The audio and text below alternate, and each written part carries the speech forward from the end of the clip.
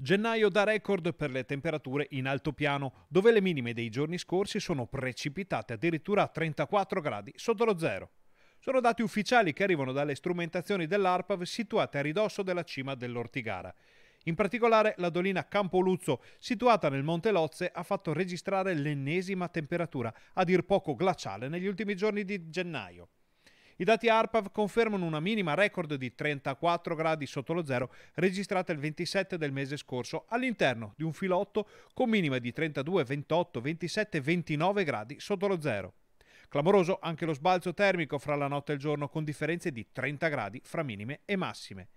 Se le doline danno sempre soddisfazioni agli amanti del freddo, la faccenda non è poi così diversa nei paesi. Ad Asiago le minime sono scese fino a 15 gradi sotto lo zero nel corso del mese di gennaio, ma sotto Natale la colonnina di mercurio era scesa fino a 22 gradi sotto lo zero.